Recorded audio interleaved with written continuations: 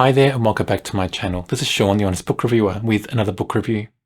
In this video it's all about March, all the books I read for the month of March, from the first book to the last book. Like prior monthly review videos, for each book I'll give a brief description and also what I thought about the book. Not in too much detail though, because I do a more full-length book review on most books I read, and they'll be on my channel at some stage. Some may be there now, some in the future. Just depends on the book and how I'm keeping up to date with those editing of those videos. It's been a busy end to the month of March. We had Easter. I'm not sure how everybody else celebrates Easter, but for us, it's a bit of travel to see family. So across 4 days, so from Good Friday to Easter Monday, including the weekend as well. Those 4 days, a lot of travel, a lot of visiting. So not much reading over those 4 days. And then after Easter, I got a bit ill, so my voice feels a bit croaky still, but I'm just recording this video because I think if I don't record it now, I'm not sure when I will. So I've got to record it when I've got a chance. So I'm getting over that illness, and I'm almost there I think, but I just got to get this done. So let's start with the books now. The first book for the month was Bookshops and Bonedust, written by Travis Baldree. This is a cozy fantasy. Now, until I read this book, I had no idea there was a subgenre of fantasy called cozy fantasy. Had no idea at all. I've discovered it now, and I'm glad I have, because I loved this book. And if all cozy fantasies are like this, I can't wait to read more. This book was amazing. So it follows basically Viv, and Viv is an orc, and she was injured in a battle, and she's recuperating in this seaside town. And she's bored. She thinks she's bored in that seaside town, but she soon finds out there's a lot to like about this town. There's great characters, great people to meet, and there is a bit of excitement, just of a different sort. So what ends up happening is Viv walks into a bookstore, and she becomes friends with the owner of that bookstore. This person is called Fern, this character. And Fern is one of the best characters I've read of all time, I think, in my top list of best characters of all time. A brilliant character. And for me, I would have been happy if this book was just all about that bookstore.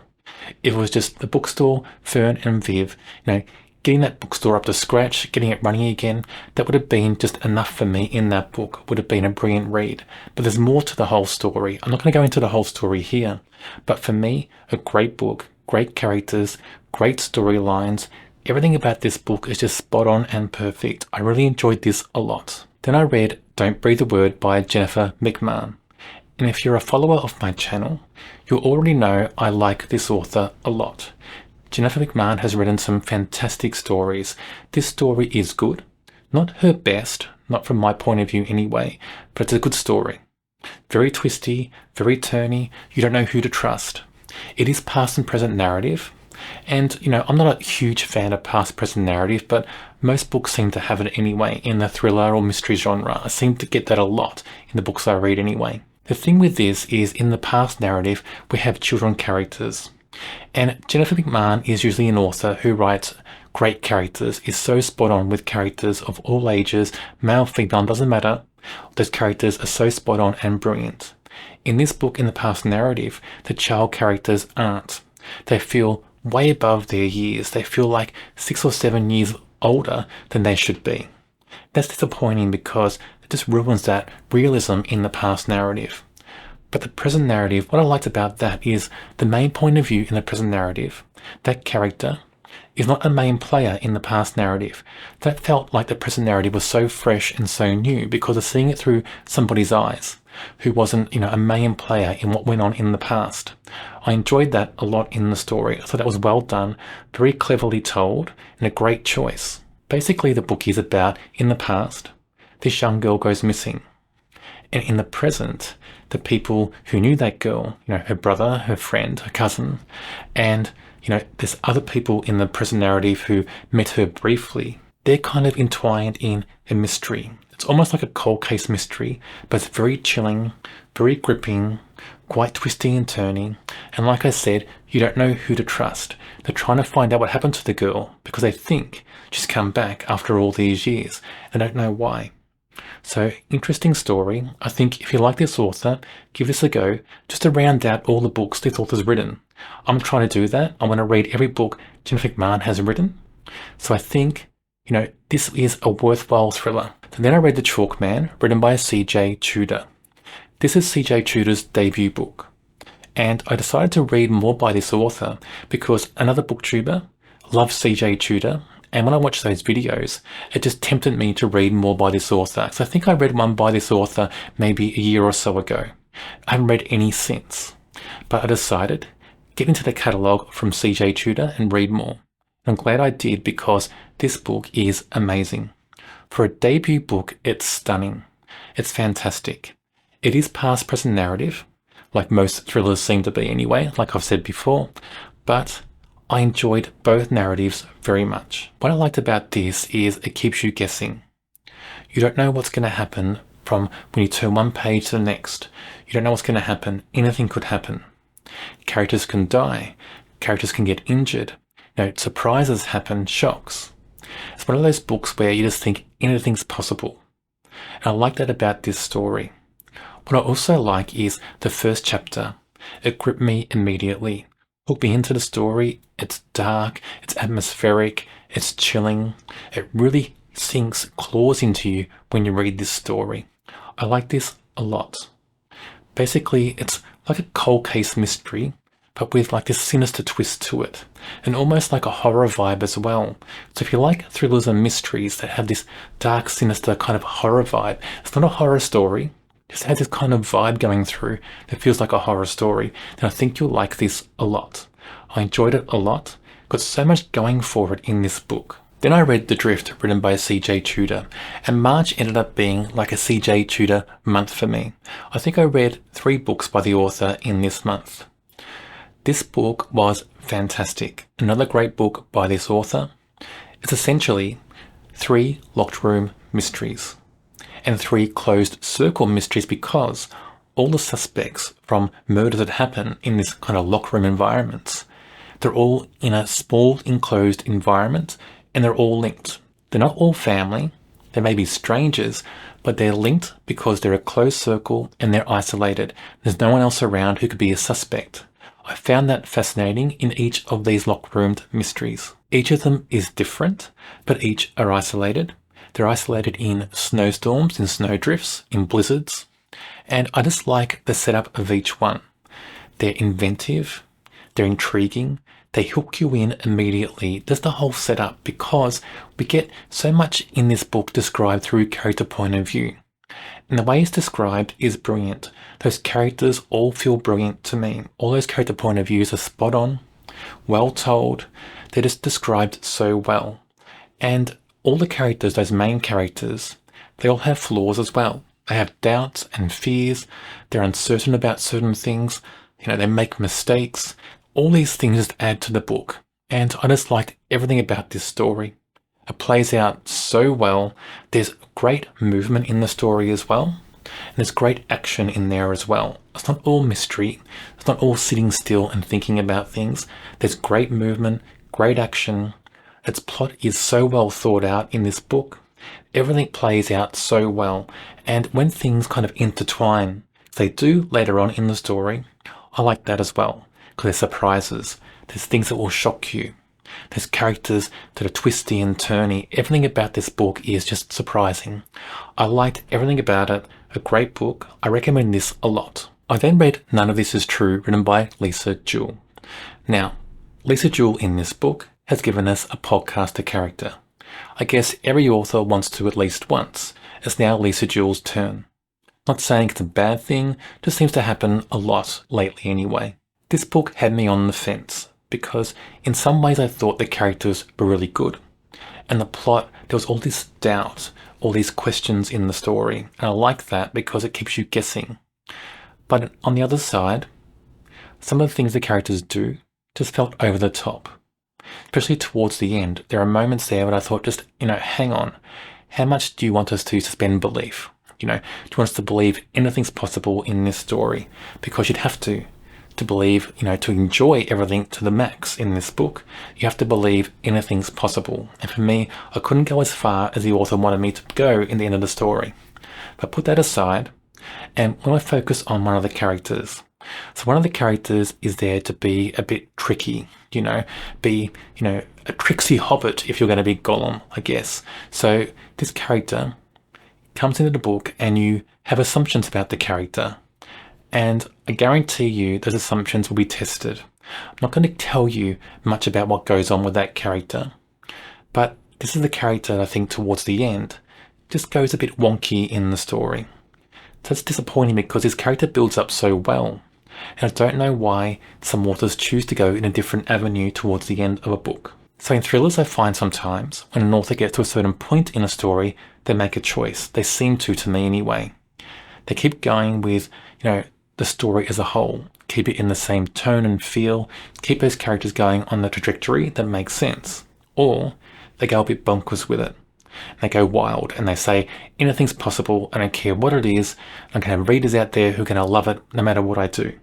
And editors and publishers and whatever sit back and say, okay, go for it, do it, we trust you, people are going to read it anyway, they'll buy your books, we don't care. It happens in this story. It gets to a certain point, and it goes off the rails, it goes bonkers, and I just don't know why.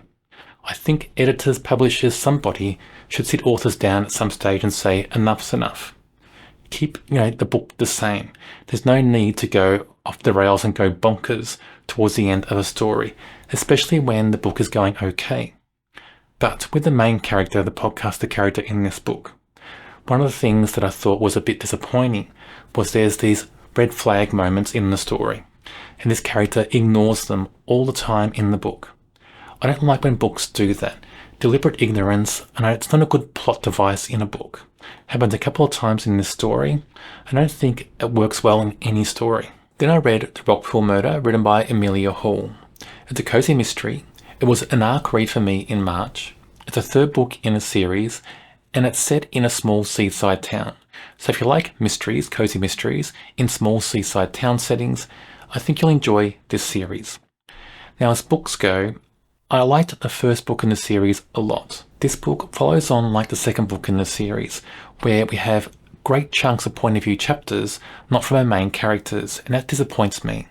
Because in the first book, the two main characters in this story, their point of view was brilliant. I enjoyed it so much in that first book. In this book, we don't have much of their point of view about the mystery anyway. All the point of view seems to be about people at the event where a person dies, and also some law enforcement officers, not from the two main characters. When we have point of view from the two main characters, it's more on the cozy side, not on the mystery side. And when it is on the mystery side, it's disappointing because it's all about this scheme, this grand scheme to flush out the culprit at a party. It just felt like it was a mess to me when it happened. I was disappointed in that. It just felt a bit loose. All these characters going all over the place, talking in corners, running back, checking on somebody. There's too much movement in that, and it just felt a bit of a jumble, bit of a mess. I would have expected the two main characters to be more involved in investigating, to be there digging for clues, sorting things out. It doesn't happen so much in this story. I do expect, though, there's future books in this series. I do want to read them because the cozy elements in this series are so well done. There's great characters. There's something in this story that makes me think something big on the cozy side is going to happen in the next story. And I want it to happen. I want to see if it does. So for me, I'm more hooked on the cozy side in this series than the mystery side at the moment. But in book one, I was hooked on the mystery side as well. Just in this book, the mystery side wasn't that great. Then I read Greenlight, written by Benjamin Stevenson. Now, if you're a fan of his books with Ernest Cunningham, don't expect this book to be the same. The whole feel and tone of this story is completely different. This is more like a stock standard mystery. It's not humorous, it's not meta, it's not witty, it's not as slick. It's a different type of mystery. It was written before the Ernest Cunningham books as well. Now, when I read this, I thought, okay, the mystery has got a great concept, and a really good concept actually. So basically, it's about a main character who produces a documentary series on TV. And the series is about a guy who was convicted of a crime, and this series is trying to bring evidence to prove this guy was wrongly convicted. Towards the end of the series, we're getting towards the last episode on the television series, and this main character is led to a clue that could prove the person who's trying to say was wrongly convicted is actually guilty. So he's got a choice to make. Does he hide the evidence and save his career, or did he bring the evidence to the police? He decides to hide the evidence. What happens? The person who was convicted is let free, and then almost immediately someone is murdered, and the MO of that murder matches the MO of the murder a couple of years ago that he was convicted of. So there you have a great setup, a great concept. It's gripping, it sucks you in, and this main character goes to this small town in the Australian kind of rural landscape. He's trying to find the truth. Was the guy he helped set free from prison really guilty those years ago? And is he guilty of this new murder? Very interesting, great concept. Execution-wise, not always great. So this main character, he kind of flits around this small town. He gets hyper-aggressive at certain points, runs up and accuses people seemingly randomly of this crime. The new crime, I should say, and the old crime. And when he's wrong, he just goes and focuses on somebody else, does the same thing. Happens a few times in the story. I don't like mysteries that play out like that. There are certain cozy mysteries that do that, and cozy mysteries seem to suit that more, but a standard mystery, no. A standard mystery should be a bit more clever in the plot. The main character shouldn't be going and accusing people at random, this person, that person, until they just get the right person by chance, maybe. Shouldn't work out like that in a mystery. But it's how it plays out in this book. But certain things about this are very clever. I did like the structure of the book. That was well done. There are twists and turns that are well done. There are certain characters that are good. Just little bits of the story weren't that slick for me. But not a horrible book, above average. And if you like the author, if you want to read everything by this author, go ahead and read this. Then I read Salem's Lot, written by Stephen King. Now, there's not much I can say about this book that many people out there won't know already. This book's been around for decades. There's been movies made on it, I think a miniseries as well. So many people know this story, whether they've read the book or watched the miniseries or movies. But I enjoyed this a lot. What I like about this is not just about horror.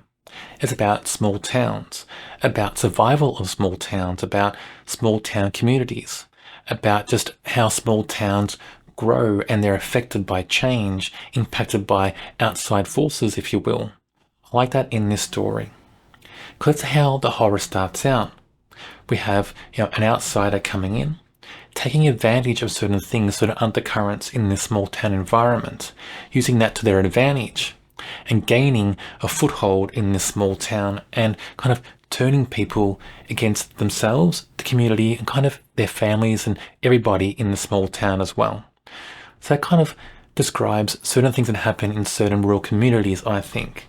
Whether it's about a big corporation who moves in and changes things, or a corporation that moves out and just drags, jobs and all things out of a small town community. That horror that comes in, the vampire that comes in, I think embodies that in some certain way. So I enjoyed that whole concept of it. I enjoyed that treatment of small towns in this book. I like the horror as well. It's got a great build-up.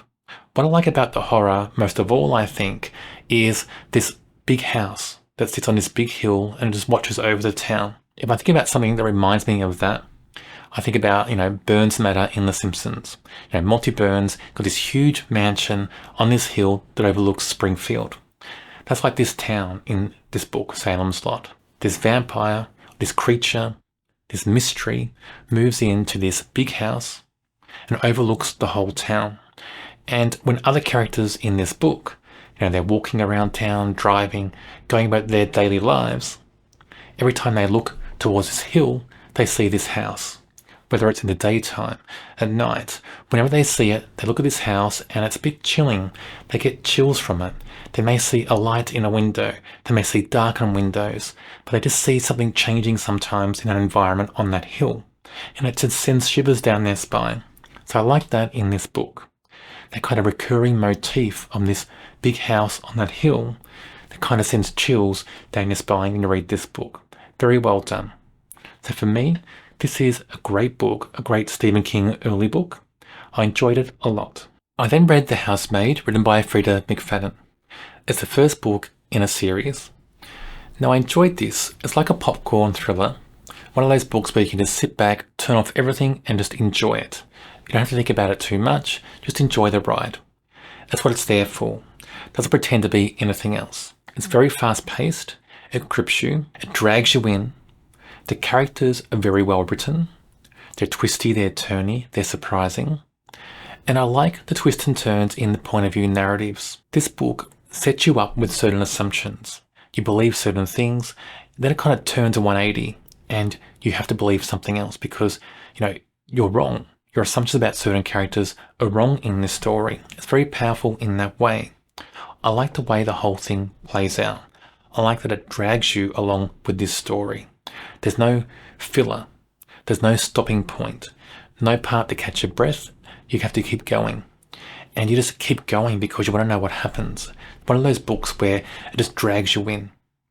It kind of reminds me of those 90s thrillers. Thrillers kind of like, To Hand That Rocks the Cradle, or thrillers like, there's one about a woman getting a roommate that tries to take over her life. Thrillers like that. It reminds me of those because it has that certain feel to it, that certain feel where you sit back and get just along with this ride, this fast-paced ride that's shocking, that's twisty and turny.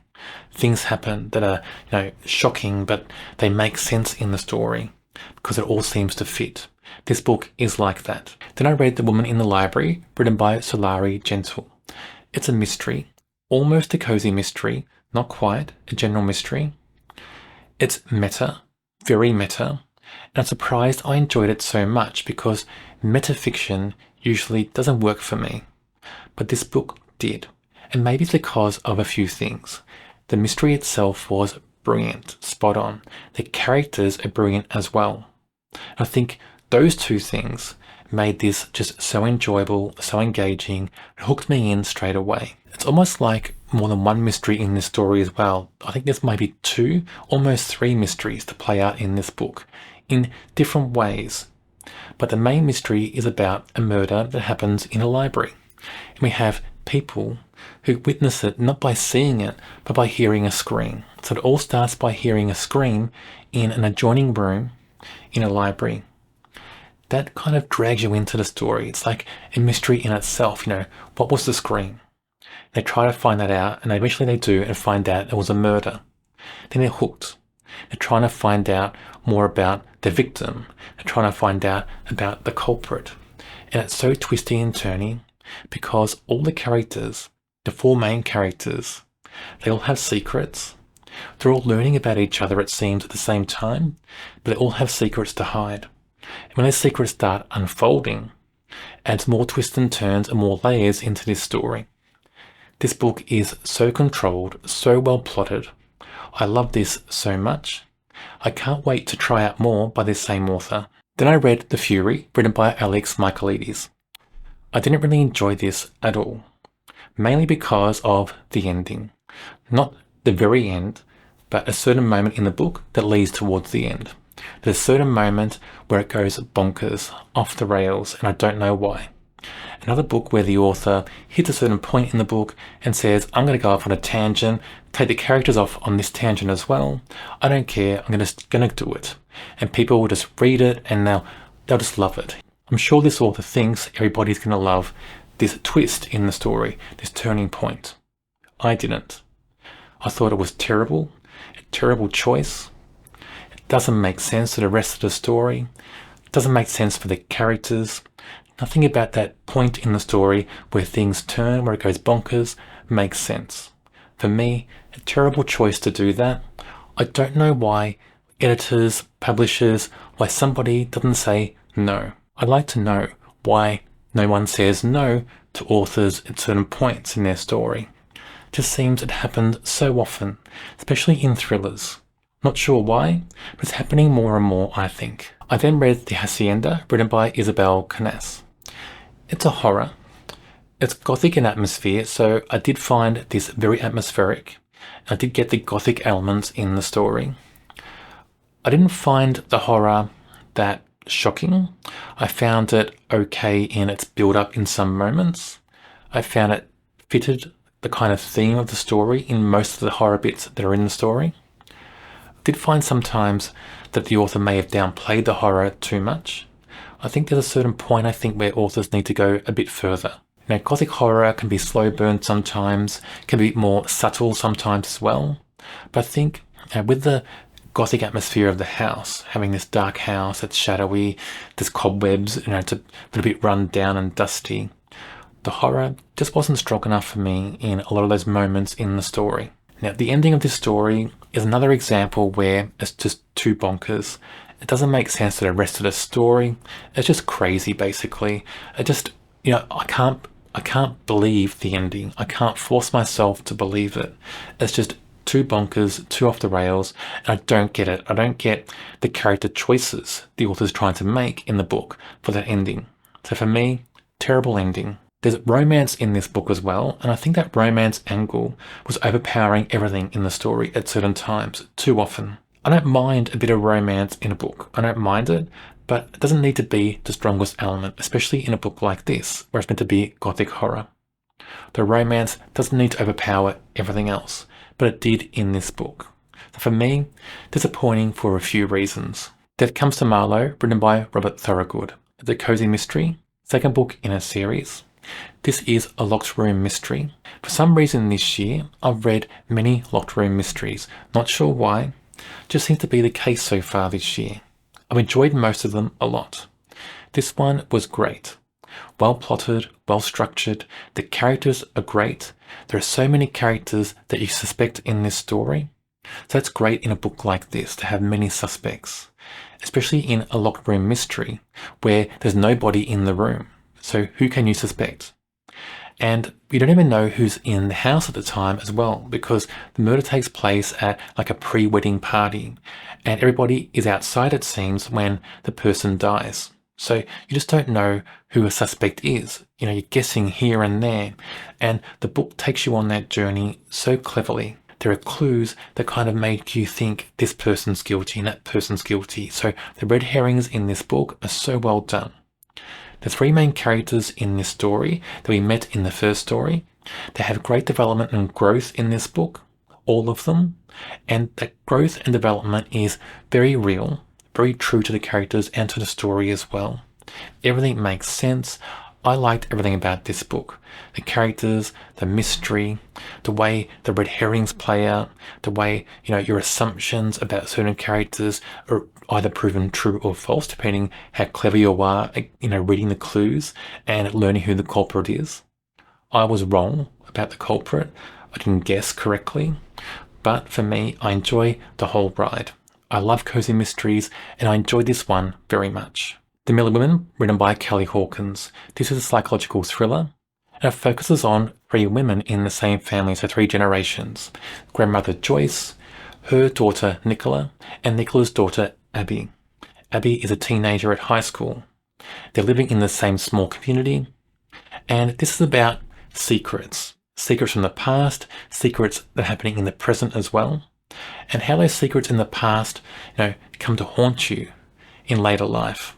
It's like chickens coming home to roost, if you will. It's also about a mystery. So in the present day, we have another teenage girl going missing. And this teenage girl is the same age as Abby. They go to the same school. And this other girl goes missing. Nobody knows where she's gone, who's taken her. A big mystery. Police are investigating. But as the investigation happens, this book focuses more on characters and primarily on the three Emylia women. And we learn things about their pasts. We learn things about their present. We see their interactions, and they're very intriguing as well. We also see how they fit into this small community. But also, when you learn things about them, it makes you wonder about the girl who went missing as well. Because this girl who went missing is tied in with these three women for different reasons and at different times. But there's many strings tying all these characters together in this story. That's what makes it so intriguing. It hooks you in. There's many layers to this story, many layers to every character, it seems, in the book as well. And the mystery plays out so cleverly because when we focus on characters, we're also focused on the mystery because the characters, whether it's the main characters or small characters, at times, they're thinking about this girl that's gone missing. or they read an article in a newspaper or hear something on TV or a radio. So this mystery, this appearance of this teenage girl is always focused in your mind when you read this, because the characters are always thinking about it, they're talking about it, they're hearing about it. That's always there in the story. Very cleverly done. I think this book is a great read, and I think if you like psychological mysteries or thrillers, you'll like this story a lot. I then read The Other People, written by CJ Tudor, the third book I read by this author in March. Now, of all the 3 books I read in March, this was my least favourite. The concept is great. So the concept is this guy's driving home from work one day, and on his way home he sees a car in front of him, and it's kind of like almost like a traffic jam, heavy traffic. And this car in front of him, he's concentrating on the car because of bumper stickers. He's kind of reading them, wondering why someone put so many bumper stickers on their car. But then he sees a young girl pop up in the back windscreen, and the young girl looks exactly like his young daughter. He's convinced it's her. But then he's trying to ring home. He's trying to ring home and find out if his wife and daughter are at home and they're okay. When he rings home, he finds out someone else answers. The person who answers is from the police. They tell him that his wife and daughter are both found dead in their home. But he's not convinced. He's sure he saw his daughter in this car. Then we kind of jump forward a few years, and from that moment, when his wife and daughter were supposedly killed in their home, from that moment for years, and he's doing it in the present day still, he's driving up and down this motorway. He's trying to find his daughter. He's convinced his daughter is still out there. He's convinced the girl that they found in the house was not his daughter. Everybody else is telling him he's wrong, but he's convinced otherwise. That's the setup and the concept for this book. It is gripping, it is chilling, there are good characters in this story. But in this book, what happens is we get to a certain point and the characters seem to plateau a bit. They seem to kind of change a little bit. They're not as engaging, not as, they don't hook you in as much into the story. That was strange because up to that point, everything was going on okay in the book. It gets to a certain point where things just start to unravel a little bit for me when I read this book. Then I read Case Histories, written by Kate Atkinson. This is one of the 12 books that was chosen for me to read this year. This book is heavy about characters. So there are mysteries in the story, 3 main mysteries to solve, and they're all cold cases. But this book is more focused on characters, and it seems heavily focused on the characters of survivors of those mysteries. We have one mystery where this guy's daughter was murdered at a workplace, and he's still alive, and he wants to find out who was responsible for his daughter's death. That was the best mystery for me. I found that character Theo, who was the father, I found him so engaging and so compelling in this book. He, for me, was the best character in the whole book. And it was characters like that that drew me in more, and I engaged with them so much, more than the protagonist. So for me, the book, while it was still interesting, and those cold cases were still interesting, I found it strange that the protagonist wasn't that engaging for me. And maybe it's because the way the protagonist storyline plays out. We have big events that happen for the protagonist in this book, and some of them are just a bit outlandish. It just feels like it was this big thing after big thing, like the author was trying to make this more of a dark comedy for the protagonist than more of a serious mystery book. So for me, that kind of ruined the protagonist a little bit, but I found other characters in this story more compelling and so engaging. Then I read His and Hers, written by Alice Feeney. Now, I like Alice Feeney a lot. She's written some great books, and this book is amazing. It's so twisty, so turny, so surprising. The 2 main characters, Jack and Anna, brilliant characters. Their points of view are so consistent and so clear. Everything about this is just well done. Everything. It plays out so cleverly. It will shock you. It will surprise you. It will make you wonder about characters at certain moments. It will keep you guessing about what's going on. The twists and turns in this book, they continue all through the story, and I enjoy that so much. I don't like books where twists and turns happen only at the end. I like twists and turns that happen all through the story because life is more like that, real life. And I think books should be more like that as well, especially if they're trying to be more like real life. So for me, this story is brilliant. And these two main characters, Jack and Anna, they're separated, I think divorced in the story. And Anna works for the BBC as a reporter, and Jack works for the police. And then they're both involved in this murder that happens. And it happens in a town where they both grew up. And the victim, they both knew when they were teenagers.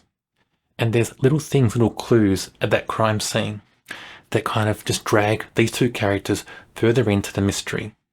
And little things that are hidden or planted on Jack or in his vehicle or wherever, that like someone's trying to set him up for this murder. And then it's almost like they're both trying to investigate each other as well, while also trying to solve the crime or prove that they didn't do it. So it's all these things going on in the story. And it all happens from their point of view. So for me, it's so well done. It's a book that just surprised me. A book that kept me hooked, kept me engaged, and kept me compelled to turn those pages so quickly. I needed to know the end of the story. And I just think this book is brilliant. I recommend this book a lot. The last book I read was The Stranger in the Library, written by Eva Gates. It's a cozy mystery, and it's book 11 in the Lighthouse Library mystery series. I like this series a lot. One of my favourite cozy mystery series of all time. And also, this series has one of my favourite characters of all time, Louise Jane. A great character, brilliant. This is a character that is sometimes written for comic relief, but also a character that has big moments in this series.